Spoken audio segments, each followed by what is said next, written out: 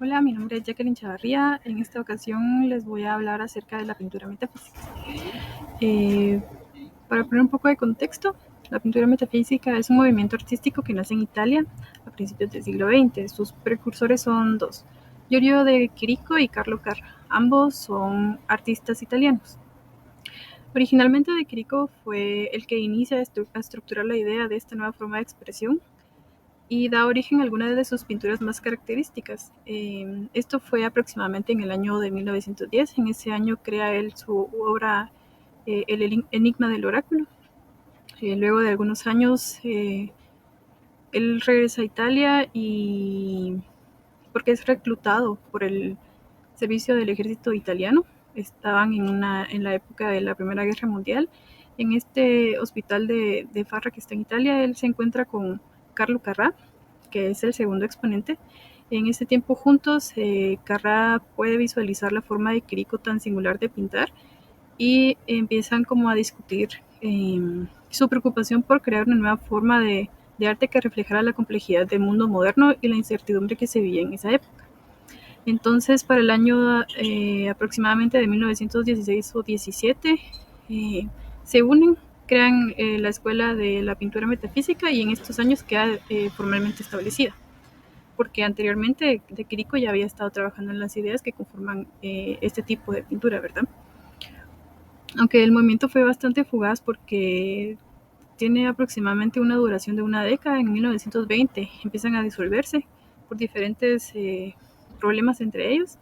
Pues fue un movimiento que fue de mucha importancia para posteriores vanguardias del siglo XX como el surrealismo. La primera exposición de este grupo se lleva a cabo en Roma en el año de 1918, que fue muy exitosa y a partir de ese momento se empiezan a unir a ellos artistas como Soffici, De Pisis, Morandi. En 1919 De Chirico publica su manifiesto de Nosotros los Metafísicos como en paralelo al manifiesto de Nosotros los Futuristas del pintor Marinetti. Como les comentaba, fue como un movimiento bastante fugaz. Queda totalmente disuelto en 1920, aunque las ideas se siguieron como evolucionando posteriormente y contribuyó mucho a la estructura del movimiento del surrealismo. Los surrealistas consideraban a De Chirico como uno de sus grandes modelos. La propuesta de la pintura metafísica es representar el misterio de lo que hay más allá de la realidad visible. Por eso es que se llama metafísico. No es algo fuera de la realidad, sino que ellos querían ver las cosas más allá de cómo los vemos cotidianamente. Los artistas de la pintura metafísica se inspiraron en la filosofía alemana y en la corriente literaria del simbolismo, que proponía una visión del mundo basada en la sugestión y en la introspección. Se caracteriza por sus paisajes deshabitados, la yuxtaposición de objetos como edificios, estatuas clásicas, trenes y maniquíes, y la representación de un mundo onírico. Es una época donde ya no se trata de representar fielmente el mundo que rodea al artista, sino que el objeto es mostrar otras realidades, la realidad subjetiva del artista. Surge el deseo de explorar la vida interior imaginada de objetos cotidianos cuando se los presenta fuera de los contextos habituales que sirven para explicarlos. Su solidez, su separación en el espacio. Es una pintura cargada de metáforas que representa el diálogo entre sus objetos que se sitúen en ambientes de quietud y de misterios. Su arte, normalmente visto como una representación naturalista de las figuras, los objetos y las acciones en un espacio escénico controlado, pueden también parecer misteriosamente quieto, y aún así apartado del mundo ordinario. En medio de la guerra ofrecía un lenguaje poético fuerte y un correctivo a las tendencias perjudiciales y fragmentadas dentro de la modernidad. Como se vivía la época de la Primera Guerra Mundial, uno de los objetivos de lo que yo entendí era que se quería representar algo por completo, eh, como que lo contrario a lo que se estaba viviendo. Por ejemplo, la guerra dejó un ambiente de desolación, destrucción, pobreza, desaliento y muchas personas en conjunto tratando de sobrevivir, ¿verdad? Las pinturas eran por completo lo contrario, eran grandes extensiones de terreno casi vacíos, La arquitectura que se mostraba estaba como en gloriosa.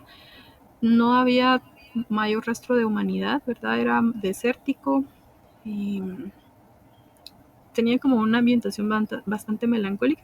Entonces creo que era como una forma de escapar de la realidad que se estaba viviendo en ese momento. En cuanto al contexto social y político de la época, este se desarrolló en una época de muchos cambios sociales, políticos y culturales, por lo que ya les había comentado, que se desarrolló durante los años de la Primera Guerra Mundial. Esta dejó un gran impacto en Italia, muchas víctimas, y generó como este clima que les explicaba en la comparación que les hacía anteriormente, de un clima de desolación, desesperanza, que se vio reflejado en muchos de los artistas de la época. Italia en esa época era un país dividido, con un norte industrializado y próspero y un sur un poco más rural y empobrecido. La vida en Italia, la vida política estaba marcada con mucha inestabilidad y violencia, con frecuentes crisis gubernamentales, lo que llevaba a huelgas y manifestaciones. A nivel cultural, la década de 1910 fue un periodo de mucho cambio. Muchos movimientos surgieron en esa época, movimientos artísticos y literarios que buscaban romper con las tradiciones que ya estaban establecidas y explorar nuevas formas de expresión que también se vieron como un medio de protesta. Entre los movimientos se podría decir el futurismo, el expresionismo, principalmente. Estos tuvieron un gran impacto en la pintura metafísica. La pintura metafísica surgió como una respuesta a la crisis de valores y de identidad que se vivía en Italia.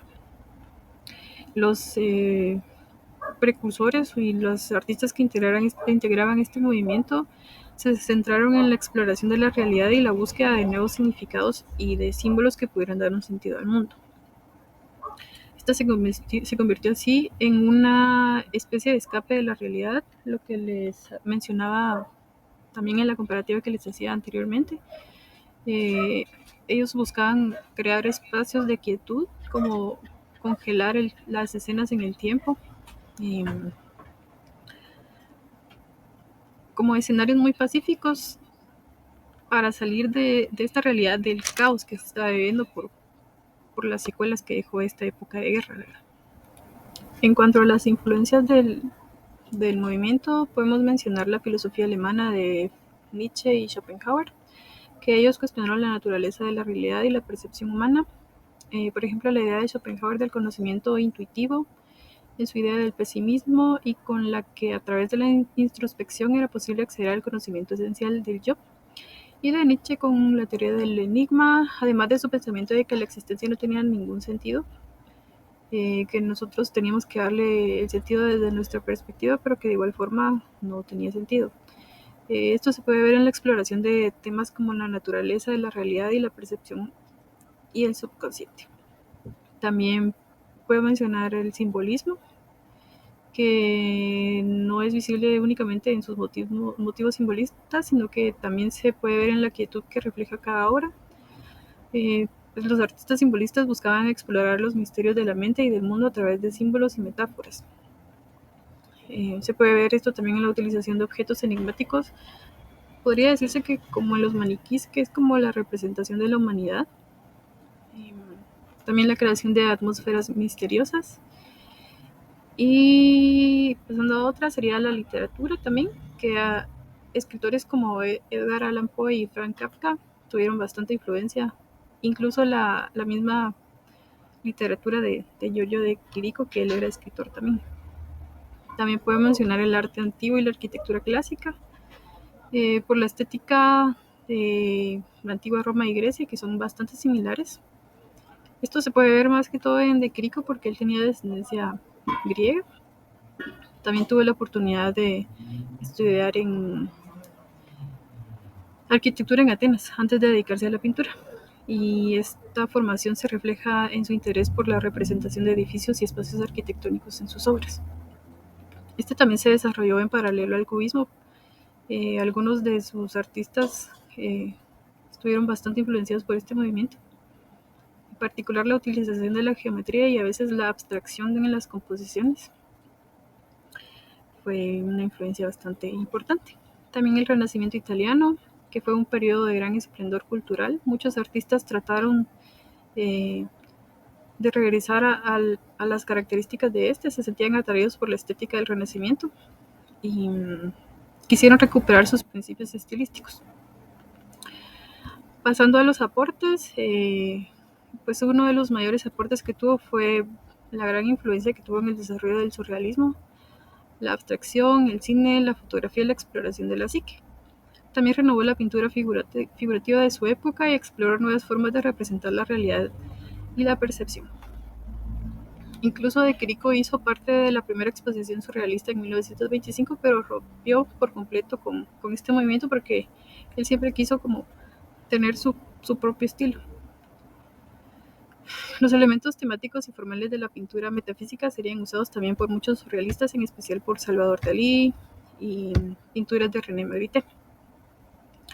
Los surrealistas, como ya les había comentado, consideraron a De Chirico uno de sus grandes inspiraciones para este movimiento. Ahora vamos con las características. Al investigar esto me ayudó bastante a entender mejor lo que es este movimiento. Empezamos con que una de sus principales propuestas es representar el misterio de lo que hay más allá de la realidad visible. Como les decía, no es como algo fuera de la realidad, sino que es como ver más allá de las cosas cotidianas o de cómo las vemos. Es una lógica alternativa a la realidad. Son representaciones quietas y apacibles, inmovilidad, contextos fuera de tiempo y movimiento, congelamiento de lo usual, todo lo contrario al futurismo, que trabajaba con mucha fuerza, movimiento y velocidad, ¿verdad? No tiene una lógica visual, son escenarios atemporales llenos de quietud, pacíficos, inertes, a veces áridos, en su mayoría deshumanizados, y si aparecen figuras humanas, pues son insignificantes ante las esculturas o los maniquís, que son los protagonistas de cada obra. Otra de sus características más notables es la presencia constante de arquitectura, interiores deshabitados con perspectivas ilógicas y desproporcionadas e inusuales. Utilizaban estas perspectivas que no siguen las reglas convencionales de las representaciones espaciales. Esto, al visualizarlas, genera una sensación de extrañamiento y de distorsión de la realidad que obliga al espectador a cuestionar su propia percepción del mundo. También hay muchas plazas desérticas, edificios solitarios de arquitectura clásica, estatuas, trenes. La arquitectura y las esculturas es lo mismo, porque De Chirico tenía descendencia griega, entonces estuvo bastante empapado de esta cultura. Y los trenes es un tema un poco melancólico, ya que su padre trabajaba en este ámbito de los trenes y él tuvo un accidente ahí. Entonces así fue como lo perdió y usa este elemento como un elemento melancólico para él. También está la fusión de los elementos realistas y fantásticos. Mezclaba objetos cotidianos con elementos simbólicos y fantásticos de presencias enigmáticas, creando una especie de ambiente onírico, en el que las cosas parecen estar fuera de lugar o descontextualizadas. Los objetos y los espacios no están dispuestos de forma natural, sino que parecen ser parte de un mundo imaginario que desafía las leyes de la lógica y de la percepción. Esto genera un efecto de extrañamiento que obliga al espectador a reflexionar sobre su propia naturaleza. La yuxtaposición de objetos incongruentes, entre los más utilizados hay una pintura que la protagoniza unos guantes. Esto fue como una inspiración de una obra de su hermano, que también era escritor. Es como una pintura bastante teatral. También hay muchos retratos, bustos, plátanos, maniquís, que es uno de los elementos principales que se utilizaban por varios de los artistas que se unieron a este movimiento. Esto era bastante inquietante y daba un aire de mucho misterio. La presencia humana o la ausencia, como les comentaba, son sugeridas por las estatuas clásicas o los maniquís principalmente. Estos no tienen rasgos distintivos y en ocasiones infunden una presencia humana sustitutiva. e inexpresiva. Esto para deshumanizar las obras.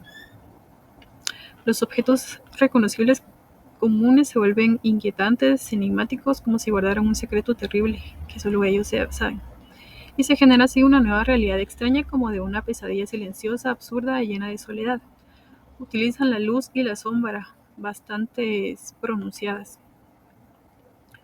para crear un efecto de profundidad y volumen en los objetos y en los espacios. La luz a menudo es irreal, las sombras son proyectadas y son bastante planas.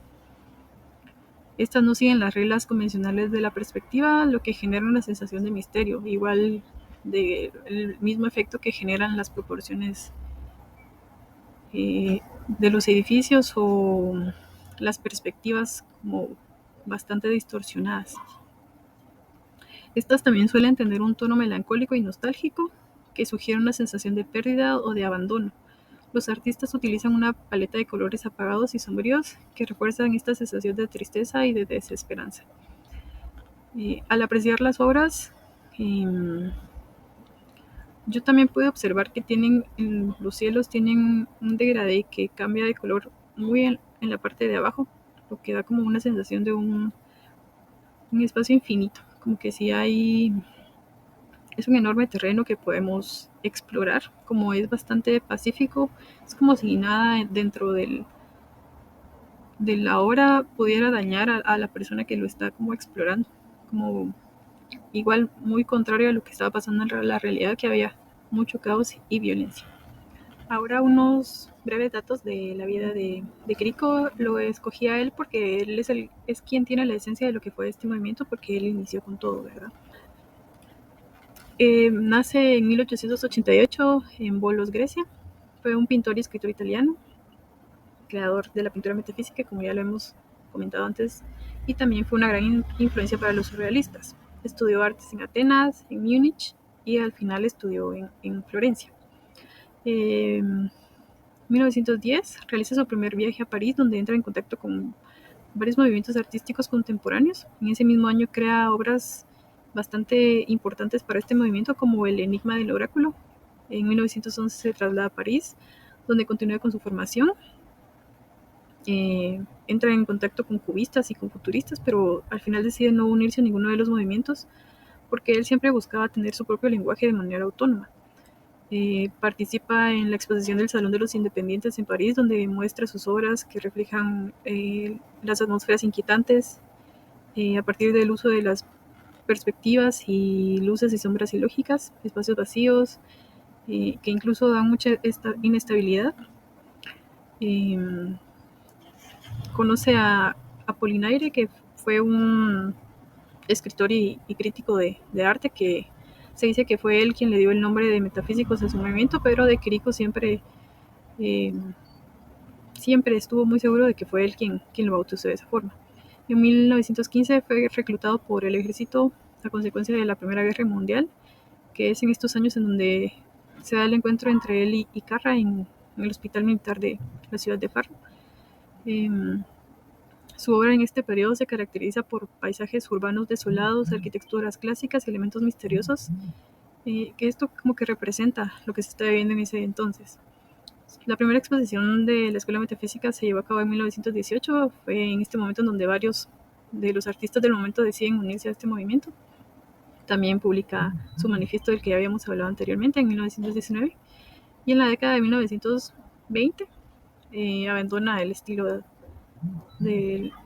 metafísico. Se aleja del grupo que formó con Carra y se centra principalmente en la pintura de retratos y paisajes. También realiza una exposición en París. En este mismo año, en 1924, realiza una exposición en Nueva York, que también le vuelve a dar reconocimiento internacional. Además de ser pintor, también era escritor de poesía y ensayos sobre arte y filosofía. Incluso en 1929 publica su autobiografía llamada Memorias de mi vida, que se vuelve un clásico de la literatura italiana. Vivió y trabajó en distintos lugares como Italia, Francia y Grecia. Recibe muchos premios por su trabajo y por su singular forma de pintar. Al final decide establecerse en Roma, en donde muere en 1978. Sus obras más tardías las realiza en 1920 y 1930, llamadas Los arqueólogos, Los gladiadores y Los muebles en el valle. Estas invitan a una lectura metafísica de toda la obra de él. Incluso luego de salir de este movimiento, él siguió con las mismas características en sus obras, aunque evolucionó en su estilo, ¿verdad? Él buscó siempre captar el sentimiento de extrañeza que invade cuando nos enfrentamos a lo inquietante, lo inesperado y lo onírico. El mundo cotidiano es un gran enigma y esa es una de sus obsesiones. Cuando pinta, genera paisajes extraños donde lo que se impone es la soledad, como si fuera un sueño que transcurre demasiado lento. Una de sus frases fue que hay más misterio en la sombra de un hombre caminando en un día soleado que en todas las religiones del mundo. Ahora el análisis de una de sus obras. Esta es El Profeta de 1915. Yo en esta obra puedo percibir siempre perspectivas distorsionadas tanto en el piso como en la imagen que se encuentra en la pizarra. No se sabe con exactitud de dónde proviene el punto de fuga en ambos lados. Incluso el maniquí tiene una apariencia como de si estuviera viendo al espectador, pero al mismo tiempo una postura de estar viendo al frente. Atrás hay una sombra proyectada bastante dominante en la composición de la obra, aunque por muchas de las obras de Quirico y por las características que hemos explicado, lo más seguro es que sea de una estatua, pero igual es bastante amenazante y sugerente, como si el maniquí estuviera siendo vigilado y aún sin una expresividad facial sugiere mucha preocupación reflejada en su postura. Quizás una preocupación porque este ser que está ahí como amenazante lo esté vigilando, o porque sepa lo que él está estudiando en esta pizarra. Esta sombra perturba toda la tranquilidad del cuadro, que otra de las características es que los cuadros siempre reflejaban bastante pasividad, pero esta sombra lo perturba todo. Quizás si no existiera sería una interpretación completamente diferente. Este tono amenazante puede ser por la problemática política que se estaba viendo en ese entonces, por la guerra. En cuanto a la composición, tiene muchas de las principales características, como las perspectivas ilógicas, las sombras y luces bastante pronunciadas, aunque aquí no son tan planas, sino que sí están un poco difuminadas. Arquitecturas, el maniquí, que es uno de los principales elementos utilizados, la sombra de la escultura. Y a pesar de estos dos personajes y su supuesta historia, se sigue percibiendo un ambiente bastante desolado y deshumanizado, ya que la escena no está protagonizada por humanos, sino que solo son simples objetos quizás olvidados en esta escena. Pero siempre se percibe el miedo del maniquí. La siguiente pintura se llama La Plaza y es de 1913, igual de Quirico. Tiene el mismo ambiente enigmático, distorsión de la perspectiva, sombras reflejadas en el suelo, y en este caso sí son mucho más planas a diferencia del anterior. Esto como si la luz estuviera más directa en la escena. El difuminado en el cielo con cambios de tonalidad casi al final de la parte inferior que evoca un ambiente infinito. En la escena existen tres personajes, una estatua y dos personas. Las personas son insignificantes al lado de la estatua. Se hace notar esto también no solo en el tamaño, sino que en la forma de sus sombras, ya que la sombra de la estatua es central en todo el espacio con luminosidad y es como mucho más imponente. A lo lejos se ve una pequeña ciudad, al igual que un tren, que sí da un poco de signos de vitalidad en la obra, aunque la obra no está por completo deshumanizada por la existencia de estas dos personas, y lo que se ve a lo lejos se nota mucho la soledad, ya que es una enorme planicie sin sociedad a pleno día. También leí que las obras de Quirico y de los diferentes artistas de este movimiento estuvieron como mucho en auge en el momento de la pandemia, porque era justo lo que estaba pasando, ¿verdad? Si hablamos de sacar de contexto las escenas que se pintan en esto, podemos decir que se está sacando de contexto una plaza, porque las plazas se han estructurado para tener mucha vida social, comercio, entretenimiento, y en estas plazas están por completo solas o deshumanizadas, inhabitadas, inertes, desérticas. Entonces, ¿en qué momento nosotros íbamos a pensar que íbamos a ver una plaza en esta forma? Y justamente fue lo que pasó en esta pandemia. Y por último, los datos curiosos, que se complementan bastante con todo lo que he comentado durante la exposición. Por ejemplo, tuvo una gran influencia en el surrealismo. De Quirico, el principal exponente, pintó más de un centenar de obras. Carlo Carrà era un artista reconocido proveniente del futurismo. Este movimiento reflejaba todo lo contrario a la pintura metafísica, entonces, por decirlo así, de Carrà se sacó a él mismo de contexto lo que era uno de los objetivos de la pintura metafísica. Varios artistas latinoamericanos fueron inspirados por la pintura metafísica, como Frida Kahlo, Remedios Varo, Eleonora Carrington, Roberto Mata, que es algo que sí se logra apreciar en sus obras, aunque no estén deshumanizadas por completo, ya que ellos usan personajes fantásticos, pero sí se logra apreciar como esa atmósfera enigmática que pintan en los escenarios, por así decirlo, como un mundo misterioso que podríamos explorar con mucha pasividad. Dalí y Breton también se inspiraron en esta pintura. La escuela metafísica tuvo su fin por diferentes disputas. Por ejemplo, quién había iniciado con la idea original, si de Quirico o Carlo Carra. Alberto Savinio, que también fue uno de los artistas más importantes. Originalmente se llamaba Andrea de Quirico y era músico, pintor, escritor y hermano de Giorgio de Quirico. Tuvo una duración aproximada de 10 años, pero solo fueron 5 años los que tuvo mayor desarrollo e importancia. Los maniquíes son una inspiración de una obra teatral de su hermano Alberto Savinio llamada Hombre sin rostro.